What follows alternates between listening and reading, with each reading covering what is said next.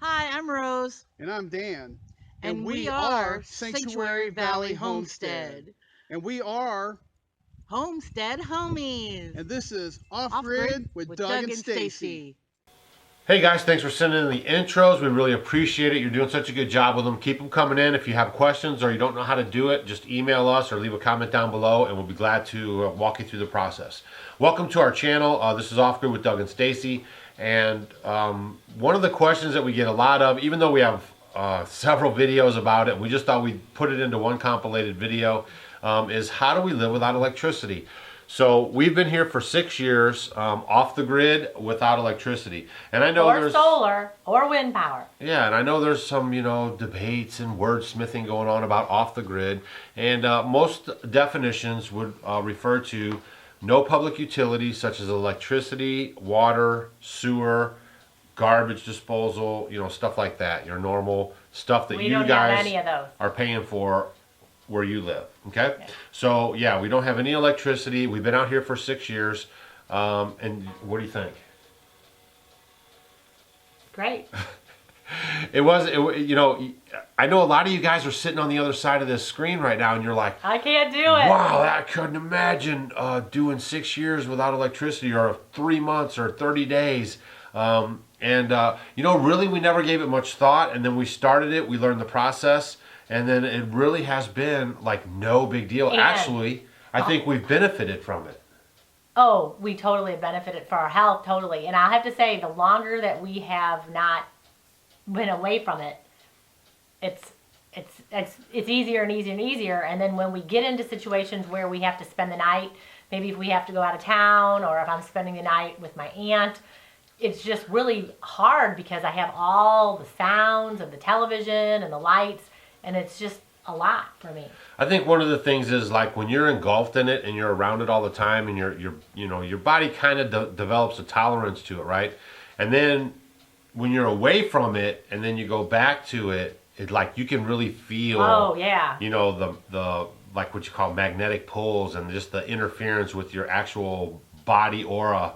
And it's kind of like your kids, right? You're around your kids all the time and they're growing, and then you're like, yeah, they're growing. You know, of course there's their milestones, but like somebody who hasn't seen you guys in like 2 months or 3 months or a year, wow, he's like, wow, yeah, the kids are really growing, you know. So it's that same kind of effect. So like once you get away from it and you start to experience how it can be without it, it's like, it's pretty freeing. And our health really has totally been the best, especially like our circadian rhythms and how we sleep, because we are more in tune with, you know, when the sun starts going down, your cortisol level, I can't say it, cortisol levels are starting to go down naturally, and I'm not pumping them up by having all the artificial lights, you know, where I'm peaking the cortisol again, which you want it to start going down, and then we automatically have that natural time frame of when the cortisol should start go down. And those hormones regulate everything, and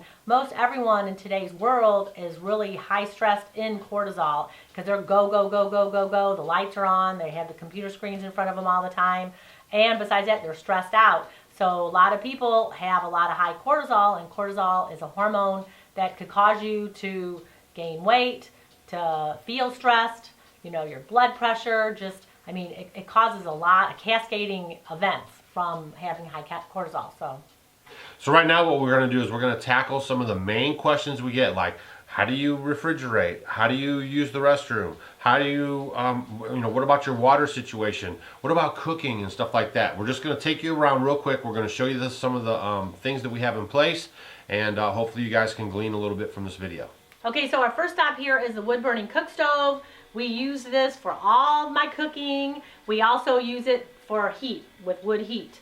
And we use the wood burning stove probably till sometimes the end of May, beginning of June. I mean, if you have cooler days, then, you know, I can use it longer. Other than that, we'll be using the outside kitchen. It has a about a 7-8 gallon reservoir for hot water. And this is the wood box.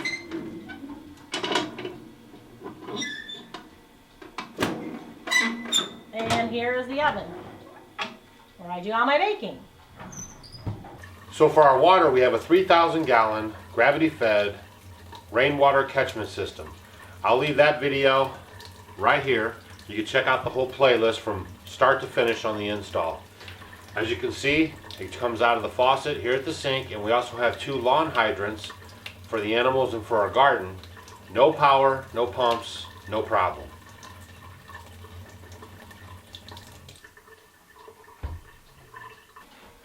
All right, so at night we use oil lamps, of course, to light. It's a very nice, soft light. You just light them. And they do produce a little heat too. So in the winter time, if it gets cold, it definitely will heat up the house a little bit. We also use candles to assist at night with the oil lamps too. We also use a 100-year-old icebox. Check out this video right here. Instead of a septic system, we actually went with the composting toilet. There's a 5-gallon bucket inside of this box that we built. It has lots of benefits for the homestead, and it's probably the best way to get rid of human waste. We even have an old-fashioned German-made cuckoo clock, and people on our show love it when they get cuckooed. Those are some of the systems that we have in place without electricity. We don't have solar panels, we don't have wind turbines, and you know, again, we thought it would be like this big difficult thing, but as time goes by, we're learning that it's really not, and we're saving a lot of money because we don't have the electricity. A lot of you guys are probably getting $100, $150, $70, $80, $200 electricity bills, especially in the heat of the summer if you're in a hot area with your air conditioners and whatnot. And if you have a storm and your electricity goes out, then you don't know what to do. You don't have to worry about it at all. Yeah. So if you got any questions, leave them down below. Is there anything else you want to add? Well, I just want to talk, you know, we don't really have a carbon footprint at all. Yeah. At all. And I mean, it really is very inspiring, and I really like that a lot. You know, there's so much waste going on, and people just kind of, I think, take for granted, you know, electricity. I think the older that you get, the more conscious you get about these things, I guess. I know there's some young people that are conscious about it. If you want to know how we charge our stuff, it's the obvious answer is we use a generator every once in a while. We also have an inverter for our truck that we use the truck battery on. I'll leave a video right here on how we get internet off the grid with no solar power. And, you know, just check that stuff out. So you guys might not go to the extreme that we are, but Al Gore, if you're watching this video, we challenge you to a 1-year challenge of living off grid with no electricity, because, you know, it's so important for you about carbon footprints and, you know, global warming. So we appreciate you guys watching our videos. Don't forget. Hey, check us out on Facebook, Instagram, and Twitter, and maybe you try the no electric type challenge for a week. Yeah, see if you can do it. Actually, Delectable Mountains, she's on YouTube. She's a real nice lady. They actually did it with their kids and did a little challenge. So maybe you guys do it at your house, even just for 7 days, and just see how much you can go. Obviously, you probably won't unplug your fridge or anything, but no lights, no television, you know, or maybe like a television like for an hour, because you know that's about how long your battery would last. Just something like that. Just it would be fun for you and the kids. Check it out, and if you do it, come back and leave a comment. Yeah, we want to hear about it. Let us know how it yeah, goes. that would be great. Or you could also post your journey of doing that in our Facebook group, Homestead Homies, that we have. All the links are down below.